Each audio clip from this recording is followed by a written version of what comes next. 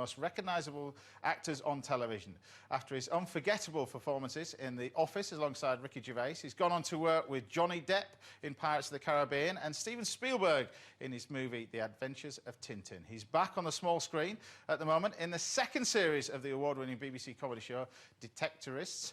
Please welcome Saturday Kitchen. It's Mackenzie Crook.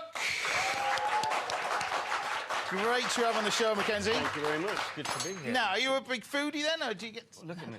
Look at me. I'm a big lad. I like my food, yeah. But do you get time to cook much or not? I do cook, yeah. I enjoy cooking. Yeah, I've only sort of recently learnt... Well, I say recently since becoming a dad, I suppose, but no, I enjoy it. Now, talking about the series that you're involved in, I mean, you're doing a bit of everything, really. Writing, directing, acting in it as well. Yeah. Second series, award-winning series as well. Yeah. What's that like, doing a bit of everything, really? It's brilliant. It actually feels like, I don't know, the first time in years that I've properly worked hard, you know? Yeah, I've had to, you know, I wrote it, I directed it, and, you know, I have to go in every day. Actors aren't usually used to going in every single day and working the whole day through. So but we're going to talk about the programme when it's on a little bit later, but you're here to obviously talk about food and taste food at the end of the show. Now, that still look perfect for a cold November lunchtime. Now, one of my favourite soups to make at this time of the year is a carrot and coriander soup, and thought I'd show you how to make it, but I'm going to do it with a little crab beignet, really little crab fritters, really simple. Everything that you like, really. Okay. No fruit in this, so you don't have to worry about it. So the first thing we do is obviously get our carrots on. Now, I'm going to try and do this in real time. Well, I say try to, I've got to do, because I've got nothing prepared beforehand. So we're going to chop the carrots nice and fine, get those in, and then basically they're going to go in the pan with a bit of onion, but the predominant is just basically the flavour of the carrots, that's what we want. And we're going to use the stalks from the coriander as well. So the first thing we get in the pan, a little bit of butter, straight in there, then we'll get all the ingredients in. In we go with everything else. Now, at the same time, we'll then get our stock, which we've got in here. This is a bit of veg stock. We'll get this boiling. So just get this nice and hot. I'm going to add some more carrots to this as it cooks. Now, first of all, congratulations on your career, because, you know, I was reading about you yesterday. I mean, for a career that's gone into acting, that you've had no formal training, because when most actors sit here, they've been to college, universities, acting schools. You never did any of that. It occurred to me that I wanted to be an actor really late on in my life. Like, usually with actors, it's a vocation. They've known what they wanted to do since they were born. But it didn't occur to me till I was like late teens, early 20s, and I couldn't stand the idea of going back to school. So I went out on the stand-up circuit and did the cabaret circuit for years, and that was my training. Now, that's quite interesting, because you got a story about Birmingham as well. Didn't Birmingham produce one of your worst-ever comedy gigs? Well, yeah, the life of a stand-up, you have to go through the bad gigs, and I had many of them, believe me, but the one that sticks out was in Birmingham, and... We're a tough crowd, you know? Yeah. We're a tough crowd. And it involved food as well, because the act just before me on the bill was doing some sort... He was an illusionist, and he was doing some sort of a gross illusion where he pulled out organs from his body. And right. And yeah. Is he still around or not? I don't know. But he was. So there was bits of raw liver lying around the venue. Nice. And so people started to pelt me with raw liver. And I've always been a big fan of offal, but yeah.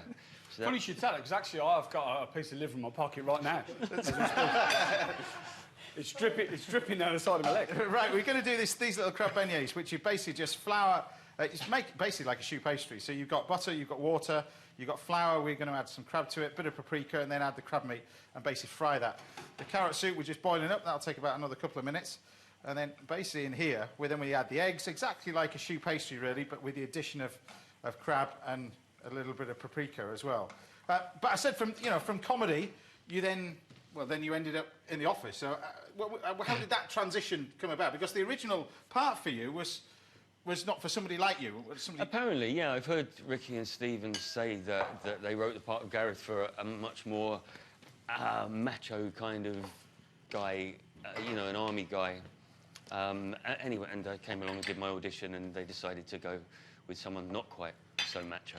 Because that was huge, but following on from that, you know, to go from something like The Office to then do something like Pirates of the Caribbean, you then become a global name. But that's Hollywood.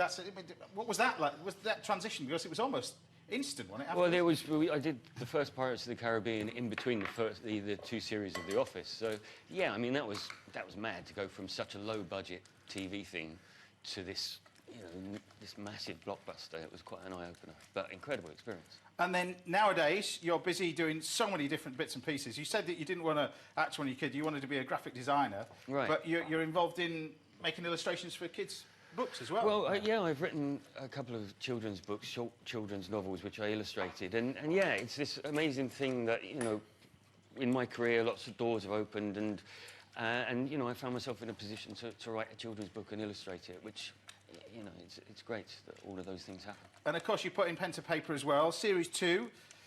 Well, you can tell us about it. Detectorists is my... Tell us about this one. Well, it's my baby. It's this sitcom that we made the first series last year, and it was, you know, it won 2 BAFTAs. It was an incredible success, and so the second series is now going out on BBC4 Thursdays at 10 o'clock with 3 episodes into it, and yeah, it seems to be going down very well.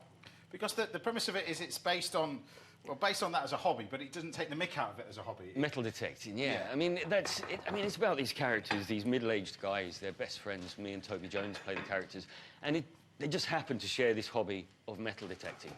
And I don't know.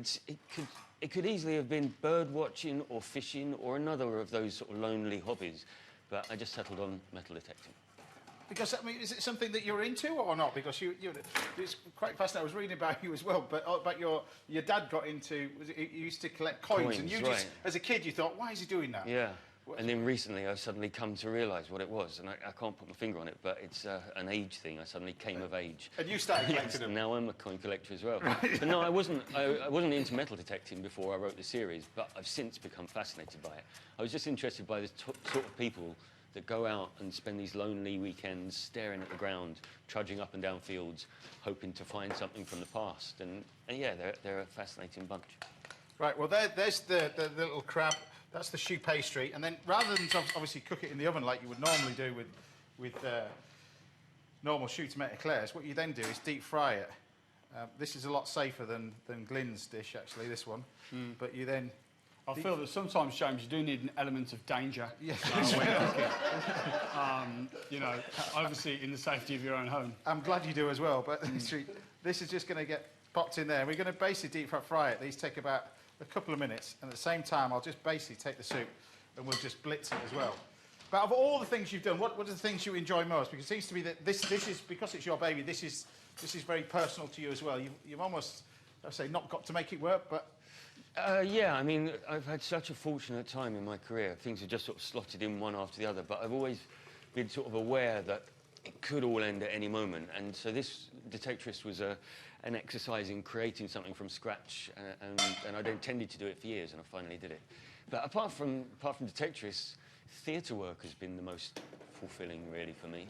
Because I mean, a lot of people don't know you, but you did check off the Seagull as well. You've been doing the West End as well. That's still your passion, even though you are not a trained actor. That's still your passion. Well, I mean, I feel like I'm coming to theatre late because of my odd way of getting in through the cabaret circuit into TV, film, and because I didn't train at drama school, I feel like I'm missing that knowledge of theatre and plays and playwrights. So I'm just only now learning that. So it's almost like it's still a learning school for you even now. Absolutely, yeah, all the time, yeah. Right, we've got beignets nearly there. The soup, we're just going to blitz. That's got everything in it. If you need to take the soup down a bit, you can add a touch of cream, whatever. But what we're going to do is then just add a little bit of butter, of course. Just a touch. In there. The beignets are now, these little fritters are done. Put these out. We can then black pepper in here. Turn that off, and then we can then basically lift this out, and that's your nice little crab and coriander soup. So if people want to tune into this, we're about what two shows in for the new series, the second series. The third episode went out last Thursday, so yeah, but it's all there on iPlayer for people to catch up. There you go, on BBC4. Yes. There you go. Right. So that's your soup. I'll just basically have a quick season this up because. I don't know about you guys, but I think soup requires a bit more salt than you think. Yeah, a bit more salt. I mean, also working with carrots, could you put cumin in there as well? Could you use the background I have done, boss. You're clearly not watching at this point. But yeah, there's a little bit gone in there. Oh, yeah. brilliant. Yeah, so it hasn't actually been panelled, this one. It's just been... Souped. Left, yeah. But you've got your nice little soup, like that. Pigos Glenn's here, and he's got a fancy Michelin star and all that sort of stuff. I thought I'd basically just take a little bit of cream. We can do that. Like that. And then a touch of oil. Tiny bit of oil on here. Oop. There you go. This is just a little bit of rapeseed oil, just for colour. And then a banana. And no banana. And then you put some of these nice little crab beignets and then some coriander on the top. Touch of that. Coriander has gone into the soup as well. And there you have carrot and coriander soup in 7.5 minutes, I've been told. That's all right, that's all right, that's all right. Amazing. Happy with that? Yeah, yeah. There you go. Right, so what we're making for Mackenzie at the end of the show, it could be facing food heaven. That lobster, the lobster is used to fill a tortellini along with some fresh basil, a little bit of chives and a sauce made from some stock, brandy, cream, herbs and veg, topped with some chopped tomato, chives and some samphire. Or it could be food hell, a classic fruit pudding, in this case a steamed apple sponge with custard. I'm going to make a mixture of Bramley apples and golden syrup, use that in the base of our sponge pudding, and then top it with a classic vanilla and lemon sponge, and it's steamed for a couple of hours and served with plenty of custard and a plum and pear compote to go with it. As usual, it's down to our guests in the studio and some of our viewers to decide. You can see the result at the end of the show. There you go. What dish would you like to see, heaven or hell? Well, I'm a massive fan of Mackenzie and his series, The Detectorists, and Thank you. has to be heaven That's as nice. far as I'm concerned. Well, there you go. Have a good day. Cheers, Could Chris. I just ask, James, if I could possibly have a signed photo from Mackenzie, please? You can do, yeah, absolutely. Can he? Can he? Yeah, we'll talk about it. Yeah, let's talk about it. Right.